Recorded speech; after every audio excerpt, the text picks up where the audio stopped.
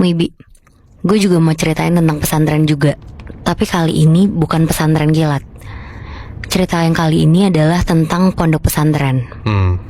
Nah, cerita gue ini gue dapetin dari Rizky, alumni dari salah satu pondok pesantren di Jawa Barat, yang waktu itu tuh lagi ngejalanin semacam tugas pengabdian sekolahnya. Oke.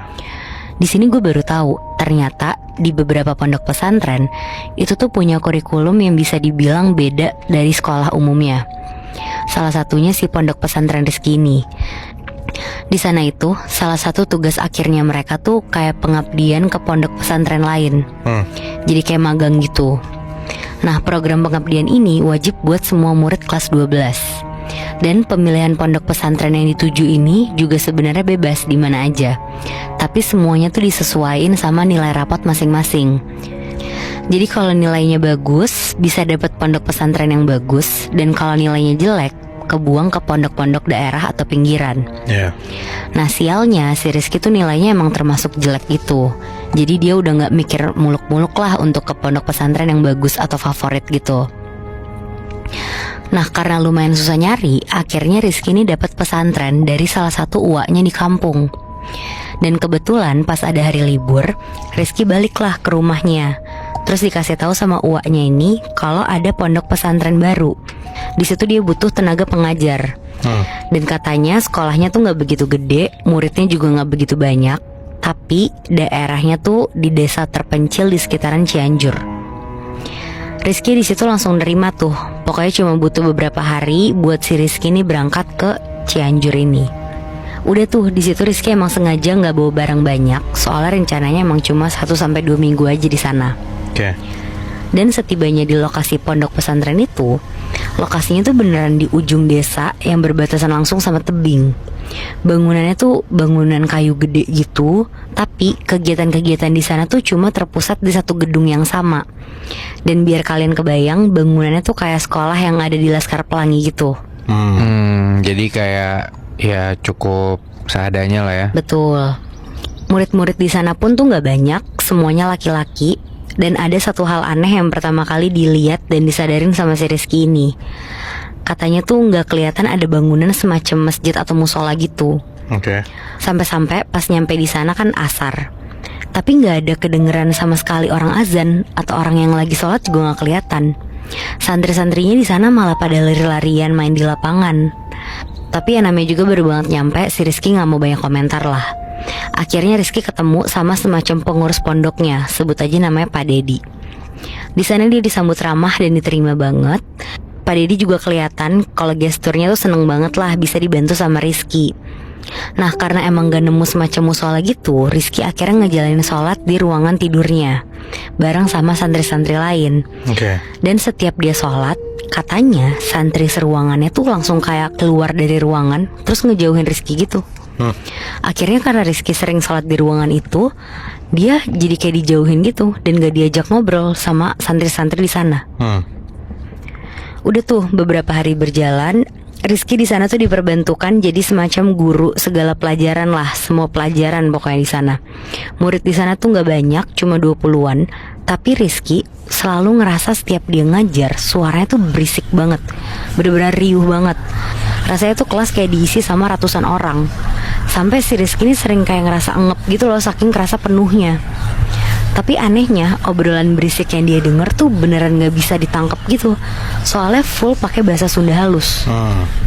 Tapi setiap Rizky ngebalikin badannya dari papan tulis, anehnya si anak-anak ini tuh kelihatan pada anteng diem merhatiin papan tulis.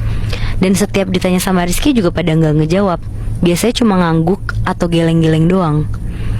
Kayak gini tuh gak cuma di hari itu aja. Dari awal datang ke sana, Rizky tuh belum pernah diajak ngobrol sama semua santri di sana. Dan setiap ngelihat santri lagi ngumpul bercanda-canda, terus pas Rizky nyamperin, pasti mereka semua langsung diem. Bahkan di ruangan tidurnya aja, meskipun tidur samping-sampingan, tetap aja tuh gak ada yang ngajak si Rizky tuh ngobrol. Pokoknya di sini Rizky ngerasa aneh banget tuh, kayak ada tembok pembatas yang sengaja dibangun gitu lah sama orang-orang. Sampai suatu hari di malam Jumat pertama, si Rizky ini udah ketiduran sebenarnya. Tapi di tengah tidurnya dia tuh ngedenger kayak ada suara langkah kaki gitu, ngendep-ngendep gitu. Dan ada bisik-bisikan bahasa Sunda gitu dari kejauhan. Di situ Rizky langsung bangun dong. Dan tiba-tiba aja satu ruangan tidur dia tuh langsung kayak sepi, sunyi gitu. Padahal baru banget dia tuh ngedenger ada banyak suara omongan orang. Dan itu udah sekitar jam 12 malam. Di situ cuma ada Rizky sama satu santri lagi. Rizky di situ langsung nyamperin satu santri, dibangunin, digoyang-goyang. Dan pas kebangun, santri ini tuh langsung kaget. Terus ngeliat jam di dinding tuh makin kaget, nggak tahu kenapa. Mukanya langsung kelihatan ketakutan gitu. Dan si santri ini tuh langsung buru-buru pakai baju muslim, sarung, pokoknya semuanya serba hitam. Terus langsung cabut gitu aja. Sempat ditanya di situ sama Rizky, si santri ini tuh cuma ngejawab, mau ke saung A. Nah karena penasaran, si Rizky ini ngikutin nih santri ini pelan-pelan biar nggak ketahuan. Ternyata si santri ini tuh lari jauh masuk ke pepohonan sebelah tebing gitu. Dan pas diikutin, ternyata di sana ada semacam saung kecil dari kayu gitu. Penerangannya juga cuma kayak dari obor-obor yang ditaruh di beberapa pohon di sana. Dan dari luar kedengeran banget ada suara kayak lagi ngaji gitu dari dalam. Suaranya bener-bener rame, kenceng, tapi bacaannya cepet gitu. Rizky tuh nggak bisa nangkep bacaan yang dinyanyiin dari dalam tuh apa. Kayak campuran Al-Quran, tapi dicampur bahasa Sunda gitu. Tapi sepanjang Rizky nguping, itu tuh sama sekali gak kedengeran ucapan-ucapan Allah atau Muhammad. Yang sering kedengaran itu justru kalimat Sang Hyang Jurik. Tahu kan Jurik? Salah satu sebutan setan dalam bahasa Sunda. Nah si santri tadi setelah kayak nyiapin diri gitu, akhirnya pelan-pelan buka pintu, masuk pelan, tapi berhenti dulu tuh buat kayak nunduk sujud gitu. Abis itu dia baru masuk terus tutup pintunya. Tapi pas banget si santri ini nutup pintu, dia ngeliat kalau si Rizky ini ternyata ngikutin dia. Si santri ini cuma kayak ngomong tanpa suara ke arah Rizky. Dia bilang, "A, pulang A." Mulai dari detik itu Rizky ini baru sadar kalau ini tuh kayak ada yang gak beres lah. Dia salah nih kayak masuk pondok pesantren. Dan sekarang dia ngerasa kalau dia harus cabut buru-buru lah dari situ. Di detik itu juga Rizky langsung lari balik ke arah pondok pesantrennya. Dia masuk ke ruangan tidurnya, langsung beberes barang-barangnya, karena dia tahu ini udah pagi banget kan, dan gak mungkin cabut di detik itu tuh. Dia takut dia kenapa-napa. Yang penting dia udah siap, jadi besok sepagi mungkin dia langsung cabut tuh. Udah, si Rizky langsung balik tiduran kayak posisi awal, pura-pura gak kejadian apa-apa, padahal sebenarnya dia udah ketakutan banget di situ. Nah pas dia lagi merem, tiba-tiba jendela-jendela kayu sama pintu di ruangan itu tuh kayak bunyi brak brak brak, kayak ada orang yang mau masuk tapi kekunci dari dalam. Rizky udah nggak tenang di situ. Dia kebangun sambil geledah tasnya dia buat nyari Al-Qur'annya, buat dia baca-baca lah. Rizky di situ inget banget kalau dia tuh udah masukin Al-Qur'annya barengan sama sarung dan sejadah. Tapi pas dia geledah, dia bener-bener nggak nemu Al-Qur'annya di mana. Kayak ada yang ngumpetin sengaja gitu. Rizky yang ketakutan nyoba buat ngegeledah rak-rak di sebelah dia, rak punya santrinya itu. Dan pas dibuka, dia tuh ketemu sama satu lembaran kertas gitu dan dokumen-dokumen juga. Dan anehnya, semua lembaran itu tuh kayak sobekan dari kitab gitu. Soalnya dalamnya full tulisan Arab gundul. Tapi gak ada satupun kata yang bisa dibaca sama si Rizky. Dan beberapa lembar itu ada yang nyantumin foto kayak ustadz-ustadz dari Timur Tengah. Serem parah ya. Iya, sama ada gambar-gambar aneh kayak lukisan di gua-gua gitu. Bentuknya tuh aneh, tangan sosoknya pada bercabang, hitam legam gitu. Sama kayak ada semacam tanduk gitu. Di sini dia langsung mikir, wah ini berarti pondok pesantren sesat nih. Dan akhirnya si Rizky ini sengaja gak tidur. Dia gak meremin mata sedikit pun sambil dia baca ayat-ayat kursi diulang-ulang. Dan lama-kelamaan untungnya suara-suara sama dobrakan-dobrakan pintu tuh hilang pelan-pelan.